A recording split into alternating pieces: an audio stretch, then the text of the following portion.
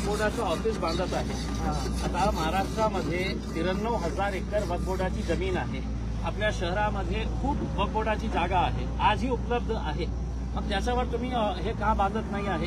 आता मी वक्फ बोर्डाचे चेअरमॅन जे ज्यावेळी हे इथे स्टेडियम व्हायला पाहिजे आमची मागणी होती, तर याच्यासाठी एनओसी देण्यात आला होता की आपण स्टेडियम इथे तयार करणार आहे। त्याचं सगळं प्रपोजल अब्दुल सत्तार जेव्हा मायनॉरिटी मिनिस्टर होते त्याचं सगळं प्रपोजल तयार करण्यात आलेलं आहे। फंडिंगसाठी आम्ही वाट बघत आहे। मग गुपचूप का कारणाने वक्फ बोर्डाचे सदस्य आणि वक्फ बोर्डाचे चेअरमॅननी कोणत्या आधारावर ते एनओसी कॅन्सल केली आणि इथे 3-3 ऑफिस बांधणार आहे?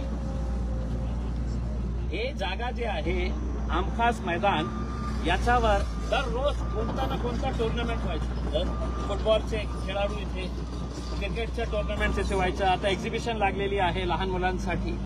आता शिल्लक काही ग्राउंड राहिलेले आहे आणि त्याच्यावरही तुम्ही असा डोळा टाकलेला आहे।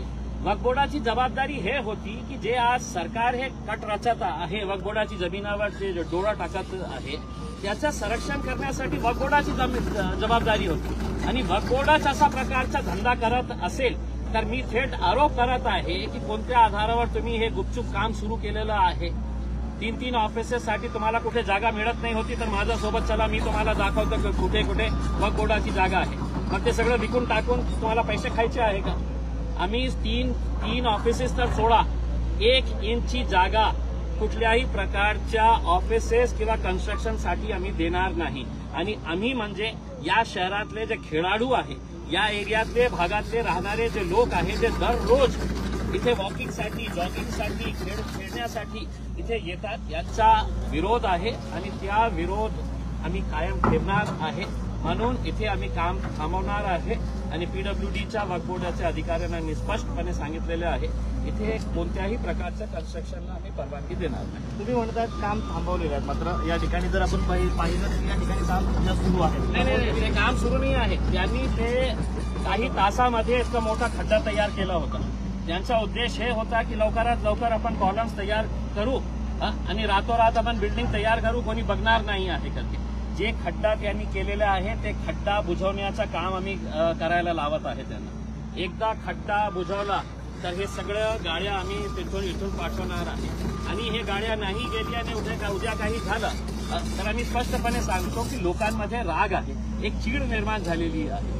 फक्त या ग्राउंडच्या बाबतीत बोलत नाही आहे। खेळाचे मैदान कमी होत आहे। रोशन गेटच्या समोर गिरवीचा ग्राउंड आहे, तिथे एक फुटबॉल स्टेडियम व्हायला पाहिजे, फुटबॉल ग्राउंड व्हायला पाहिजे। या कमिशनर श्रीकांत साहेबांच्या सोबत आम्ही गेलो होतो आणि त्यांना सांगितलं होतं की साहेब, नाही तर मुलं काय करत आहे, मोबाईलवर बसत आहे, दुसऱ्या ज्या वेगळ्या प्रकारच्या एक त्यांना हे सवय लागलेली आहे त्याच्यामध्ये त्यांचा हे वेळ जात आहे।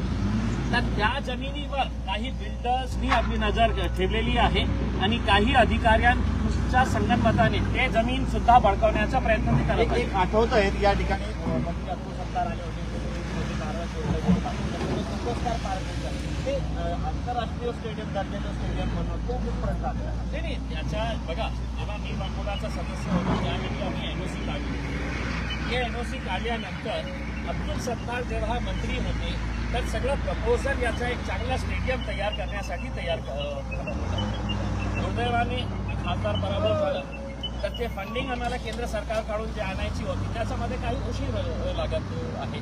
आता जे सध्याचे खासदार आहे आम्ही त्यांना विनंती करणार आहे की तुम्ही आम्हाला मदत करा या फंडिंग आणण्यासाठी, पण इथे स्टेडियमच होणार आहे, कोणत्याही प्रकारच्या ऑफिसेसला परवानगी देण्यात येणार। आंदोलन मला करण्याची काही आवश्यकता नाही आहे। इथे जे खेळाडू हजारोच्या संख्येने दररोज इथे येतात तेच हे काम थांबवणार आहे आणि शहरवासियांचा तर सोडा, या ज्या एरियामध्ये हे ग्राउंड आहे, टाउनहॉल एरिया, कॉलनी एरिया, इकडचे लोक हे काम होऊ देणार नाही। कोणत्याही परिस्थितीमध्ये आम्ही इथे कुठल्याही प्रकारच्या कन्स्ट्रक्शनला परवानगी देणार नाही म्हणजे नाही।